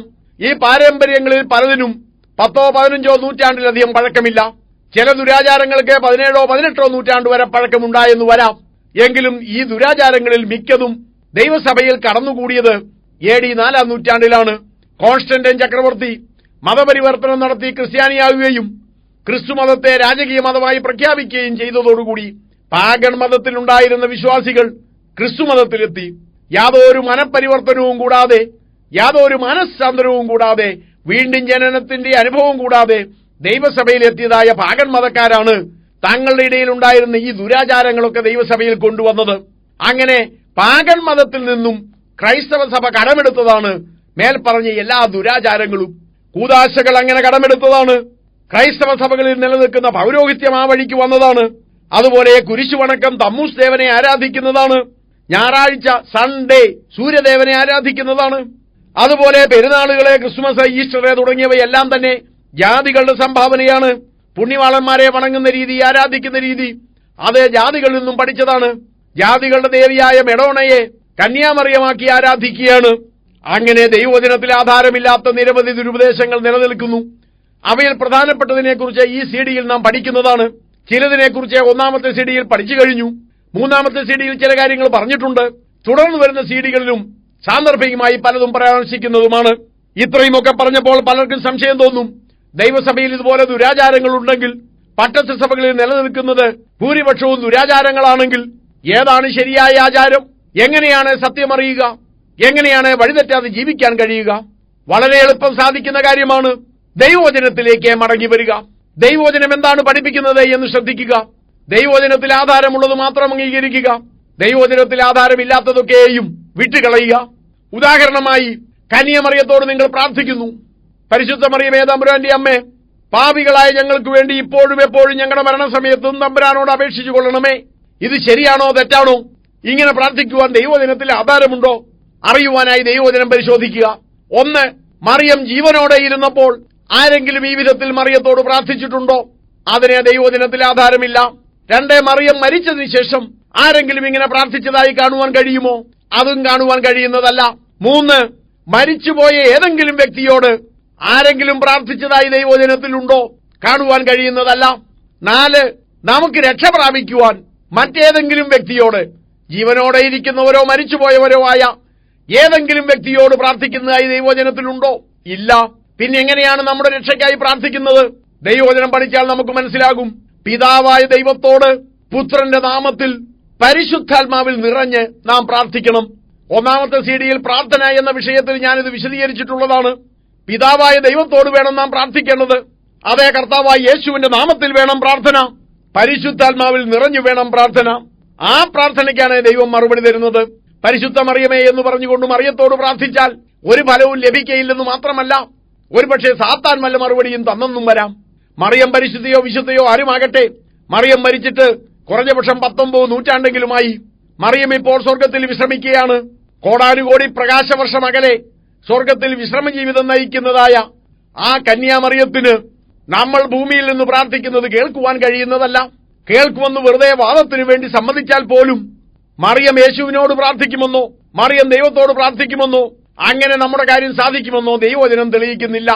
ഭൂമിയിൽ ഇരുന്ന് ആരെങ്കിലും പ്രാർത്ഥിച്ചപ്പോൾ മരിച്ചുപോയ വ്യക്തി അത് കേട്ടതായും ദൈവത്തോട് പ്രാർത്ഥിച്ച് പരിഹാരമുണ്ടാക്കി കൊടുത്തതായും ദൈവവചനത്തിൽ കാണുവാൻ കഴിയുന്നില്ല. അതുകൊണ്ട് കന്യാമറിയത്തോട് പ്രാർത്ഥിച്ചിട്ട് ഫലമില്ല. പ്രാർത്ഥിക്കുന്നത് വചനവിരുദ്ധമായ കാര്യമാണ്. അതുപോലെ നിങ്ങൾക്ക് ക്രിസ്മസ് ആഘോഷിക്കണമെന്ന് തോന്നി, അതേ ദൈവവചനാനുസൃതമാണോ എന്ന് നിങ്ങൾക്ക് പരിശോധിക്കണം. അപ്പോൾ നിങ്ങൾ നോക്കുക, ആദിമസഭയിലെ ക്രിസ്ത്യാനികൾ ഏതെങ്കിലും പെരുന്നാളുകൾ ആഘോഷിച്ചിട്ടുണ്ടോ? ഇല്ല. ക്രിസ്തു ജനിച്ച തീയതി ഏറെക്കുറെ കൃത്യമായി അറിയുവാൻ കഴിയുന്ന ഒരു കാലമായിരുന്നല്ലോ ആദിമസഭയുടെ കാലം. ആ കാലത്തെ ആരെങ്കിലും ക്രിസ്മസ് ആഘോഷിച്ചിട്ടുണ്ടോ? ഇല്ല. ക്രിസ്തുവിന്റെ ജനനമോ മരണമോ അവർ ആഘോഷിക്കുകയോ ഓർക്കുകയോ ചെയ്തതായി നാം കാണുന്നില്ല. യേശുക്രിസ്തു നമുക്ക് വേണ്ടി മരിച്ചു എന്നത് അവർ ഓർത്തിരുന്നു. അത് മനസ്സിലാക്കി അവർ പാപമോചനം പ്രാപിച്ചിരുന്നു. അതല്ലാതെ ആ തീയതി വരുമ്പോൾ എന്തെങ്കിലും ആഘോഷം നടത്തിയതായി കാണുന്നില്ല. അപ്പോൾ ഈ ക്രിസ്മസ് ആഘോഷത്തിന് ദൈവവചനത്തിൽ ആധാരമില്ല. അങ്ങനെ ഓരോ കാര്യം നിങ്ങൾ ചെയ്യുമ്പോഴും ഇത് ദൈവവചനത്തിൽ ആധാരമുള്ള കാര്യമാണോ എന്ന് സ്വയം പരിശോധിച്ചാൽ അബദ്ധങ്ങളിൽ ചെന്ന് ചാടുന്നതേ ഒഴിവാക്കുവാൻ കഴിയും. അതുകൊണ്ട് എങ്ങനെയാണ് അബദ്ധങ്ങളിൽ നിന്ന്, ദുരുപദേശങ്ങളിൽ നിന്ന് രക്ഷപ്പെടേണ്ടത്? ദൈവവചനം പഠിക്കുക, ദൈവവചനം വസ്തുനിഷ്ഠമായി മനസ്സിലാക്കുക. പഴയ നിയമം യഹൂദനുള്ളതായിരുന്നു. അതുകൊണ്ട് പഴയ നിയമത്തിലെ ഒരു പ്രമാണവും നമുക്കുള്ളതല്ല. പഴയ നിയമത്തിൽ നിന്ന് ദൃഷ്ടാന്തങ്ങൾ എടുക്കാമെന്നല്ലാതെ പഴയ നിയമത്തിലുള്ള ഏതെങ്കിലും വിശ്വാസാചാരങ്ങൾ അല്ലെങ്കിൽ ഏതെങ്കിലും കൽപ്പനകൾ അത് ആധാരമായി എടുക്കുവാൻ പാടില്ല. പുതിയ നിയമവിശ്വാസിയുടെ ആധാരം പുതിയ നിയമമാണ്. പുതിയ നിയമത്തിലുള്ള വിശ്വാസാചാരങ്ങളാണ് നാം അനുഷ്ഠിക്കേണ്ടത്. അതുകൊണ്ട് ഒരു കാര്യം ശരിയോ തെറ്റോ, ദൈവവചനത്തിന് അനുസൃതമാണോ അല്ലയോ, ഇതൊക്കെ മനസ്സിലാക്കുവാൻ ആഗ്രഹിക്കുന്നവർ 3 ചോദ്യങ്ങൾ ചോദിക്കുക. ഇത് കർത്താവ് കൽപ്പിച്ചതാണോ, അല്ലെങ്കിൽ കർത്താവ് വാഗ്ദത്തം ചെയ്തതാണോ? അപ്പോസ്തലന്മാർ ഇങ്ങനെ ചെയ്തിട്ടുണ്ടോ, അല്ലേ അവർ ഇത് പ്രാപിച്ചിട്ടുണ്ടോ? ലേഖനത്തിൽ ഇതേപ്പറ്റി ഉപദേശങ്ങൾ വല്ലതുമുണ്ടോ? ഉദാഹരണമായി, നിങ്ങൾക്ക് കുമ്പസാരിക്കണമെന്ന് തോന്നുന്നു. കുമ്പസാരിക്കുന്നതിനെക്കുറിച്ച് കർത്താവ് എന്തെങ്കിലും പറഞ്ഞിട്ടുണ്ടോ? ചിലർ പറയും ചിലതൊക്കെ പറഞ്ഞിട്ടുണ്ടെന്ന്. നിങ്ങൾ ആരുടെയെങ്കിലും പാപങ്ങൾ മോചിപ്പിച്ചു കൊടുത്താൽ അവർക്ക് മോചിച്ചിരിക്കുന്നു എന്നൊക്കെ എഴുതിയിട്ടുണ്ടല്ലോ എന്ന് പറയും. ആ വിഷയത്തെക്കുറിച്ച് പിന്നാലെ പഠിക്കുന്നത് കൊണ്ട് ഇപ്പോൾ വിശദീകരിക്കുന്നില്ല. ദൈവവചനം പഠിച്ചാൽ മനസ്സിലാവും കർത്താവ് പറഞ്ഞത് കുമ്പസാരത്തെക്കുറിച്ചല്ല എന്ന്. ദൈവസഭയ്ക്ക് ദൈവം കൊടുത്ത ഒരു അധികാരമാണ്. വിഷയം പിന്നാലെ പഠിക്കാം. ഇനിയും കുമ്പസാരമാണെന്ന് വാദത്തിനു വേണ്ടി സമ്മതിച്ചാൽ അപ്പോസ്തലനായ പത്രോസോ പൗലോസോ മറ്റാരെങ്കിലും തന്നെയോ ആരെയെങ്കിലും കുമ്പസാരിപ്പിച്ചതായി അപ്പോസ്തല പ്രവർത്തികളിൽ കാണുവാൻ കഴിയുമോ? അവർ കടന്നു ചെന്ന് എത്രയോ സ്ഥലങ്ങളിൽ എത്രയോ വലിയ പാപികൾ ഉണ്ടായിരുന്നു. ആ പാപികളിൽ ആരെങ്കിലും പത്രോസിനോടോ പൗലോസിനോടോ ഒക്കെ രഹസ്യമായി ചെവിയിൽ കുമ്പസാരം നടത്തിയിട്ടുണ്ടോ? പലപ്പോഴും പാപികൾ തങ്ങളുടെ പാപം പരസ്യമായി ഏറ്റുപറഞ്ഞിട്ടുണ്ട്. അതല്ലാതെ പത്രോസിന്റെയോ പൗലോസിന്റെയോ ചെവിയിൽ മറ്റാരും കേൾക്കാതെ പാപങ്ങൾ ഏറ്റുപറയുകയും പത്രോസ് അല്ലെങ്കിൽ പൗലോസ് ആ പാപത്തിന് മോചനം കൊടുക്കുകയും ചെയ്തതായി അപ്പോസ്തല പ്രവൃത്തികളിൽ നിങ്ങൾക്ക് കാണുവാൻ കഴിയുമോ? ലേഖനങ്ങൾ പരിശോധിക്കുക. ഏതെങ്കിലും സഭയിലെ മൂപ്പന്മാർ അല്ലെങ്കിൽ ബിഷപ്പുമാർ അല്ലെങ്കിൽ ശുശ്രൂഷകന്മാർ കുംഭസാരം കേട്ടതായോ പാപമോചനം കൊടുത്തതായോ നിങ്ങൾക്ക് കാണുവാൻ കഴിയുമോ? അങ്ങനെ ഒരു ഉപദേശം ദൈവസഭയിലില്ല. കുംഭസാരിപ്പിക്കൽ പരിപാടി ദൈവവചനത്തിന് പുറത്തുള്ള കാര്യമാണ്. അങ്ങനെ നിങ്ങൾക്ക് ഓരോ കാര്യം ചെയ്യുവാൻ തോന്നുമ്പോഴും കർത്താവ് അത് വാഗ്ദത്തം ചെയ്തിട്ടുണ്ടോ, അല്ലെ അങ്ങനെ കൽപ്പിച്ചിട്ടുണ്ടോ? അപ്പോസ്തലന്മാരെന്ന് പ്രാപിച്ചിട്ടുണ്ടോ, അല്ലെ അങ്ങനെ ചെയ്തിട്ടുണ്ടോ? ലേഖനങ്ങളിൽ ഇതേപ്പറ്റി ഉപദേശമുണ്ടോ എന്നീ 3 കാര്യങ്ങൾ പരിശോധിച്ചാൽ നിങ്ങൾക്ക് അബദ്ധം പറ്റാതെ മുന്നോട്ട് പോകുവാൻ കഴിയും. നിങ്ങൾ വിശ്വസിച്ചു കഴിഞ്ഞു. വിശ്വസിച്ചതിന് ശേഷം മാമോദീസ സ്വീകരിക്കേണ്ടത് ആവശ്യമാണോ? അതിനുള്ള മറുപടി ദൈവവചനത്തിൽ നിന്ന് നിങ്ങൾക്ക് ലഭിക്കും. വിശ്വസിച്ചവരെയെല്ലാം സ്നാനപ്പെടുത്തുവാൻ വേണ്ടി കർത്താവ് കൽപ്പിച്ചു. വിശ്വസിക്കുകയും സ്നാനമേൽക്കുകയും ചെയ്തവൻ രക്ഷിക്കപ്പെടുമെന്ന് കർത്താവ് തന്നെ പറഞ്ഞു. അപ്പോസ്തലന്മാർ വിശ്വസിച്ച എല്ലാ വ്യക്തികളെയും സ്നാനപ്പെടുത്തുകയുണ്ടായി. വിശ്വാസ സ്നാനത്തെപ്പറ്റി ദൈവവചനത്തിൽ വളരെ വ്യക്തമായ ഉപദേശങ്ങളുണ്ട്. 1-ാമത്തെ സീഡിയിൽ നാം അത് പഠിച്ചതാണല്ലോ. അപ്പോൾ സ്നാനം ആവശ്യമാണ്. പ്രാർത്ഥന ആവശ്യമാണോ? കർത്താവെ പ്രാർത്ഥിച്ചു മാതൃക കാണിച്ചു വന്നു. തന്റെ ശിഷ്യന്മാരെ പ്രാർത്ഥിക്കുവാൻ പഠിപ്പിച്ചു. അപ്പോസ്തലന്മാർ പ്രാർത്ഥിച്ചു. പ്രാർത്ഥനയെക്കുറിച്ച് ലേഖനത്തിൽ ഉപദേശമുണ്ട്. അപ്പോൾ പ്രാർത്ഥന തികച്ചും ആവശ്യമായ കാര്യമാണ്. നിങ്ങൾക്ക് തോന്നുന്നു വിശ്വാസിയായ നിങ്ങൾ വെള്ളവസ്ത്രം മാത്രമേ ധരിക്കാവൂ. അങ്ങനെ ഒരു കൽപ്പന ദൈവവചനത്തിലുണ്ടോ? അത് നിങ്ങൾക്ക് സ്വയം പരിശോധിക്കാവുന്നതാണ്. എപ്പോഴെങ്കിലും കർത്താവ് കൽപ്പിച്ചിട്ടുണ്ടോ വെള്ളവസ്ത്രം മാത്രമേ ധരിക്കാവൂ എന്ന്? അങ്ങനെ ഒരു കൽപ്പന കർത്താവ് ഒരിക്കലും കൊടുത്തിട്ടില്ല. അതുപോലെ അപ്പോസ്തലന്മാർ വെള്ളവസ്ത്രം മാത്രമേ ധരിച്ചുള്ളൂ എന്ന് അപ്പോസ്തല പ്രവൃത്തികളിൽ കാണുവാൻ കഴിയുമോ? സാധിക്കുന്നതല്ല. ലേഖനത്തിൽ എവിടെയെങ്കിലും വിശ്വാസികൾ വെള്ളവസ്ത്രം മാത്രമേ ധരിക്കാവൂ എന്ന് എഴുതിയിട്ടുണ്ടോ? അങ്ങനെ എഴുതിയിട്ടുമില്ല. യോഗ്യമായി വസ്ത്രം ധരിക്കണം എന്നല്ലാതെ ഏത് വിധത്തിലുള്ള വസ്ത്രം ധരിക്കണം, ഏത് നിറമുള്ള വസ്ത്രം ധരിക്കണം, അതിനെക്കുറിച്ചൊന്നും ദൈവവചനം പറയുന്നില്ല. അപവാദിക്ക് അപവാദം പറയാൻ ഇടം കൊടുക്കാതിരിക്കത്തക്ക വിധത്തിൽ നാം വസ്ത്രധാരണം ചെയ്യേണ്ടതാണ്. അതിനപ്പുറമായി അതിന്റെ നിറത്തെക്കുറിച്ചോ അതിന്റെ തയ്യൽ രീതികളെക്കുറിച്ചോ ഒന്നും പറഞ്ഞിട്ടില്ല. നമുക്ക് ദൈവം കോമൺ സെൻസ് തന്നിട്ടുണ്ട്. മറ്റുള്ളവർ നമ്മെ പഴിക്കാത്ത രൂപത്തിൽ തികച്ചും മാന്യമായി വസ്ത്രം ധരിക്കണം. അതിലപ്പുറമായ ഒരു പ്രമാണവും ദൈവവചനത്തിലില്ല. അതുപോലെ നിങ്ങൾക്ക് സംശയം എപ്പോൾ തോന്നിയാലും കർത്താവ് അങ്ങനെ കൽപ്പിച്ചിട്ടുണ്ടോ? അപ്പോസ്തലന്മാർ പ്രാപിച്ചിട്ടുണ്ടോ? അങ്ങനെ ചെയ്തിട്ടുണ്ടോ? ലേഖനത്തിൽ ഉപദേശമുണ്ടോ? ഈ 3 ചോദ്യങ്ങൾ ചോദിച്ചാൽ അബദ്ധങ്ങളിൽ ചെന്ന് ചാടാതിരിക്കുവാൻ കഴിയും. ബൈബിൾ പഠിക്കുമ്പോൾ വീണ്ടും നിങ്ങൾ ശ്രദ്ധിക്കേണ്ട ഒരു വിഷയം ഞാൻ പറഞ്ഞു കഴിഞ്ഞതുപോലെ പഴയ നിയമം എന്ന് പറയുന്നു എന്നല്ല, പുതിയ നിയമം എന്ന് പറയുന്നു എന്ന് വേണം പഠിക്കുവാൻ. കൂട്ടുവിത്ത് വിതയ്ക്കരുത് എന്ന് പഴയ നിയമം പറയുന്നു. അതുകൊണ്ട് വിശ്വാസി കൂട്ടുവിത്ത് വിതയ്ക്കരുത് എന്നാരെങ്കിലും പഠിപ്പിച്ചാൽ ശരിയായ കാര്യമല്ല. അത് പഴയ നിയമത്തിലെ പ്രമാണമാണ്. 2 തരം നൂലുള്ള വസ്ത്രം ധരിക്കരുത്, അത് പഴയ നിയമത്തിലെ പ്രമാണമാണ്, പുതിയ നിയമത്തിലെ പ്രമാണമല്ല. അതുപോലെ ഭക്ഷണപാനീയങ്ങളെ സംബന്ധിച്ച് നിരവധി നിയമങ്ങളുണ്ട്. അത് പഴയ നിയമത്തിലെ പ്രമാണമാണ്, പുതിയ നിയമത്തിലെ പ്രമാണമല്ല. പഴയ നിയമം നിഴലാണ്, പുതിയ നിയമം പൊരുളാണ്. പൊരുളായ ക്രിസ്തു വന്നതിന് ശേഷം നമുക്ക് പഴയ നിയമത്തിൽ നിന്ന് പ്രമാണങ്ങൾ എടുക്കേണ്ടതില്ല. ന്യായപ്രമാണം, പഴയ നിയമം അത് നമ്മെ സംബന്ധിച്ചിടത്തോളം നീക്കപ്പെട്ടു. അതിൽ നിന്ന് ദൃഷ്ടാന്തങ്ങൾ മാത്രം എടുക്കാം. അത് നമ്മുടെ ബുദ്ധിയുപദേശത്തിന് വേണ്ടി എഴുതി വച്ചിരിക്കുന്നതാണ്. ദൃഷ്ടാന്തങ്ങൾ എടുക്കുന്നതിൽ തെറ്റില്ല. നാം അനുഷ്ഠിക്കേണ്ടത് പുതിയ നിയമത്തിലെ കൽപ്പനയാണ്. കർത്താവ് പറഞ്ഞതും അപ്പോസ്തലന്മാർ ചെയ്തതും ലേഖനത്തിൽ ഉപദേശമുള്ളതുമായ വിശ്വാസ പ്രമാണങ്ങൾ, ഉപദേശ സത്യങ്ങൾ, അവയിലാണ് നാം വിശ്വസിക്കേണ്ടത്. അവയാണ് നമ്മുടെ ആധാരം. ഇപ്രകാരം നാം പഠിക്കുമ്പോൾ ഒരു കാര്യം കൂടി ശ്രദ്ധിക്കണം. നിസ്സാരങ്ങളായ ഉപദേശ വ്യത്യാസങ്ങൾ, ചെറിയ ചെറിയ കാര്യങ്ങൾ, അത് വിട്ടുകളയാൻ നാം പഠിക്കണം. ഉദാഹരണമായി വിശ്വാസികൾ വെള്ളവസ്ത്രം മാത്രമേ ധരിക്കാവൂ എന്നുള്ളതായ ശാഠ്യം അങ്ങനെ ദൈവവചനത്തിൽ പറയുന്നില്ല. അതുകൊണ്ട് അല്പം നിറമുള്ള വസ്ത്രം ഒരാൾ ധരിച്ചാൽ ആ വ്യക്തിയെ നാം വിധിക്കാൻ പാടില്ല. നിയമമുള്ളിടത്ത് മാത്രമേ നിയമലംഘനമുള്ളൂ. വെള്ളവസ്ത്രം മാത്രമേ ധരിക്കാവൂ എന്ന് ദൈവവചനത്തിൽ ഇല്ലാതിരിക്കെ നിറമുള്ള വസ്ത്രം ഒരാൾ ധരിച്ചാൽ ആ വ്യക്തി പാപം ചെയ്യുന്നില്ല. കൽപ്പനയില്ലാത്തതുകൊണ്ട് കൽപ്പന ലംഘനവുമില്ല. പാപമെന്ന് പറയുന്നത് കൽപ്പന ലംഘനമാണല്ലോ. ദൈവം കൽപ്പിക്കാത്ത കാര്യം അത് ലംഘിക്കാൻ കഴിയുന്നതല്ല. കൽപ്പനയുണ്ടെങ്കിൽ മാത്രമല്ലേ ലംഘനമുണ്ടാകൂ. വെള്ളവസ്ത്രം ധരിക്കണമെന്ന് കൽപ്പനയുണ്ടെങ്കിൽ മറ്റു നിറത്തിലുള്ള വസ്ത്രങ്ങൾ ധരിച്ചാൽ അത് കൽപ്പനാ ലംഘനമാകും. പക്ഷേ അങ്ങനെ ഒരു കൽപ്പന ഇല്ലാതിരിക്കെ ഒരാൾ ഏതെങ്കിലും നിറമുള്ള വസ്ത്രം ധരിച്ചു എന്ന് പറഞ്ഞുകൊണ്ട് ആ വ്യക്തിയെ നാം വിധിക്കാനും പാപിയാക്കാനും പോകരുത്. അത് വലിയൊരു ഇഷ്യൂ ആക്കി മാറ്റരുത്. എന്നാൽ ഈ തരത്തിലുള്ള വസ്ത്രം ധരിക്കുന്നവർ ശ്രദ്ധിക്കുക, മറ്റുള്ളവർക്ക് ഇടർച്ച ഉണ്ടാക്കാതെ അത് ചെയ്യേണ്ടതാണ്. മറ്റുള്ളവർക്ക് ഇടർച്ച ഉണ്ടാക്കുന്നുവെങ്കിൽ ആ തരത്തിലുള്ള കാര്യങ്ങൾ നിങ്ങൾ ഉപേക്ഷിക്കുവാൻ തയ്യാറാകണം. ദൈവസഭയിൽ നിരവധി പ്രശ്നങ്ങൾ ഉണ്ടാകുന്നത് ഭൂരിപക്ഷവും നിസാര കാര്യങ്ങളെ ചൊല്ലിയാണ്. ദൈവവചനത്തിൽ ആധാരമില്ലാത്ത ചില ചെറിയ ചെറിയ ആചാരങ്ങൾ, വിശ്വാസങ്ങൾ, ചില ധാരണപ്പിശകുകൾ, ഇതിന്റെയൊക്കെ പേര് പറഞ്ഞാണ് ദൈവസഭയിൽ പലപ്പോഴും പ്രശ്നമുണ്ടാകുന്നത്. അതുകൊണ്ട് ഗൗരവമല്ലാത്ത വിഷയങ്ങൾ, അങ്ങനെയുള്ള കാര്യങ്ങൾ നാം ഉപേക്ഷിക്കണം, തള്ളിക്കളയണം. അവയെ ആശ്രയിക്കേണ്ട കാര്യമില്ല. നിസാര കാര്യങ്ങൾ വിട്ടുകളയുവാനുള്ള പക്വത നമുക്കുണ്ടാകണം. എന്നാൽ ഗൗരവമുള്ള കാര്യങ്ങളിൽ ഒരു വിധത്തിലുള്ള കോംപ്രമൈസും പാടില്ല. ദൈവവചനത്തിൽ വ്യക്തമായി പറയുന്ന കാര്യങ്ങൾ നാം വിശ്വസിക്കുകയും അനുസരിക്കുകയും കാത്തുസൂക്ഷിക്കുകയും ചെയ്തേ മതിയാകൂ. എന്നാൽ ദൈവവചനത്തിൽ പ്രമാണമില്ലാത്ത കാര്യങ്ങൾ നാം പ്രമാണമുണ്ടാക്കി ആരുടെയും തലയിൽ വെച്ച് കെട്ടരുത്. ദൈവവചനത്തിൽ ഇല്ലാത്തതായ കൽപ്പനകൾ ഉണ്ടാക്കി നാം തലയിൽ വെക്കരുത്. മറ്റുള്ളവരെ അത് ചുമക്കുവാൻ പ്രേരിപ്പിക്കരുത്, നിർബന്ധിക്കരുത്. ദൈവവചനത്തിൽ തുടങ്ങി ദൈവവചനത്തിലൂടെ സഞ്ചരിച്ച് ദൈവവചനത്തിൽ തന്നെ അവസാനിക്കുന്നതായിരിക്കണം നമ്മുടെ പഠനങ്ങൾ. ദൈവവചനത്തിൽ നിലനിൽക്കുന്നതായിരിക്കണം നമ്മുടെ വിശ്വാസം. ദൈവവചനത്തിന്റെ പരിധി വിട്ടുപോകുന്ന ഒരുവനും ദൈവമില്ല. ദൈവവചനത്തിന്റെ പരിധി വിട്ടുപോയാൽ നാം ദൈവസഭയിലെ അംഗവുമല്ല. ദൈവമക്കൾ ദൈവവചനത്തിന്റെ പരിധിയിൽ നിൽക്കണം. നമുക്ക് ആവശ്യമുള്ളതെല്ലാം ദൈവവചനത്തിലുണ്ട്. ദൈവവചനത്തിൽ എന്തെങ്കിലും നാം കണ്ടെത്തുന്നില്ലെങ്കിൽ അത് നമുക്ക് ആവശ്യമില്ലാത്ത കാര്യമാണ്. ദൈവം തന്റെ സ്വന്തം അധികാരത്തിൽ വെച്ചിട്ടുള്ള കാര്യമാണത്. അതറിയുന്നത് നമുക്കുള്ള കാര്യമല്ല. അങ്ങനെ ദൈവവചനത്തിന്റെ പരിധിയിൽ ഒതുങ്ങി നിന്നുകൊണ്ട് ദൈവഹിതപ്രകാരം ജീവിക്കുവാൻ കർത്താവ് നമ്മെ സഹായിക്കട്ടെ എന്ന് പ്രാർത്ഥിച്ചുകൊണ്ട് ഇന്നത്തെ ക്ലാസ് ഞാൻ കൺക്ലൂഡ് ചെയ്യുകയാണ്. ദൈവം നിങ്ങളെ അനുഗ്രഹിക്കട്ടെ.